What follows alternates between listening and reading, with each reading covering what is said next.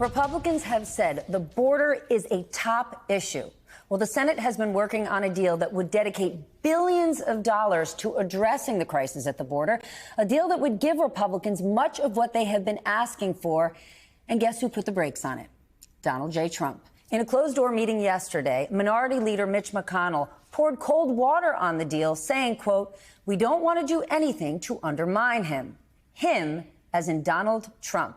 He has been pushing Republicans to now oppose the deal so he can use the chaos at the border as an election issue against President Biden. And Mitt Romney called Trump out for doing it. I think the border is a very important issue for Donald Trump.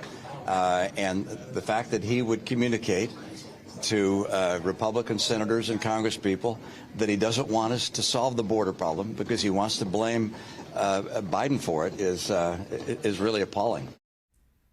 And Republicans are still not on the same page. Some say the deal is still up in the air. And just today, McConnell said they are still working to try and get an outcome.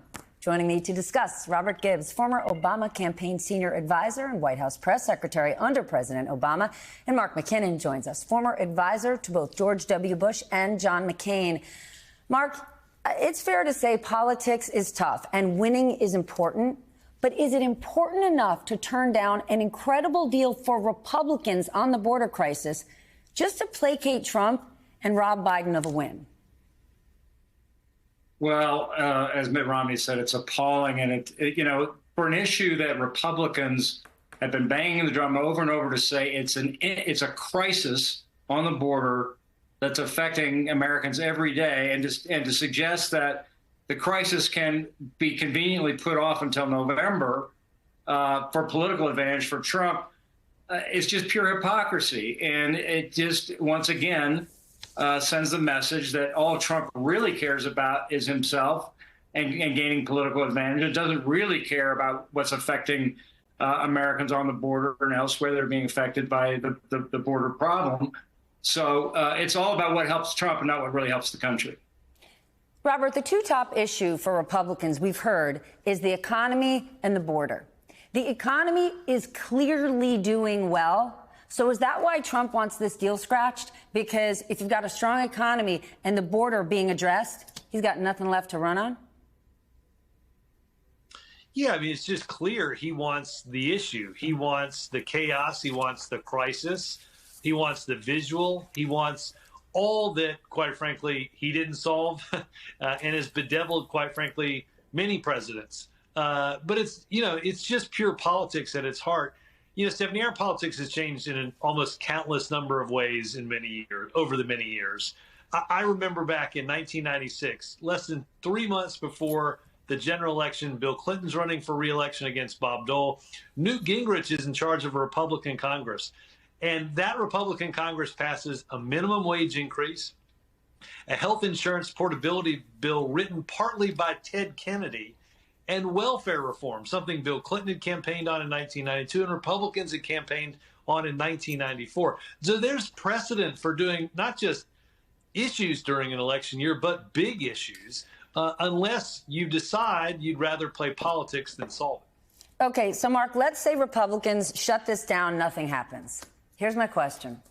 How does Joe Biden basically tattletale on the Republicans? Because immigration is an issue for Americans on both sides of the aisle, and an average American is not going to know the intricacies of what's going on in Congress. How does Biden rat him out?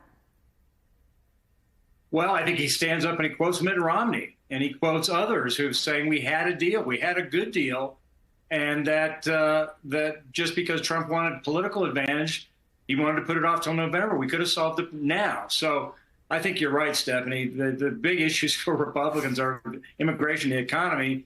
The economy's getting tougher for them to sell, and immigration, they just want to take off the board. All right, Robert, you were the White House press secretary. How would you be telling the story if you were in the White House? Because we do have a problem, but the president doesn't have open borders, has been trying to do stuff, and Republicans won't play ball. Well, you just flat out have to start by calling it out. You call it out from the White House podium with the White House press secretary starting today, starting tomorrow. I have a feeling, Stephanie, what Republicans have done is give Joe Biden an enormous opening to use in the State of the Union, which is coming up in a few weeks. And he'll stand out there and he'll stand up and point out people like Tom Tillis and Mitt Romney and others who came out, and I think in a heartening way today, to call things appalling, to call things immoral, what they're seeing with playing politics rather than solving issues. But I think they've given Joe Biden a big opening. That'll be an enormous audience. Look for him to keep beating that drum. But I bet he really uses it during the State of the Union because, look, whether you're Democrat or Republican, the voters that are going to decide this race are in the middle. They want to see both sides compromise, get together, and make progress. This is tailor-made for a fastball down the middle for Joe Biden. Mark, what's Mitch McConnell doing? He is a skilled politician who cares about Ukraine, who cares about the border. Is he now just giving in to Trump? And if so, what does that tell you about this moment in the Republican Party? Well, I mean, it's just more confirmation that Donald Trump has taken over the party wholesale. I mean, Mitch McConnell, we know from the very beginning, had concerns about Trump and his imposition on the Senate and whatever's happening in the Congress, but he has folded over and over and over again, despite his opposition and despite his years of being able to run the Senate. But at the end of the day, he's counting votes, and he knows that Trump's got a hammer on these guys. Or is there any chance, Mark, that this is, Mitch McConnell, that this is Mitch McConnell, who is no friend of Donald Trump's, in the back nine of his own political career, exposing Trump, right? Showing America, showing Republicans, your boy, the guy you love, he doesn't want to do anything about your biggest issue.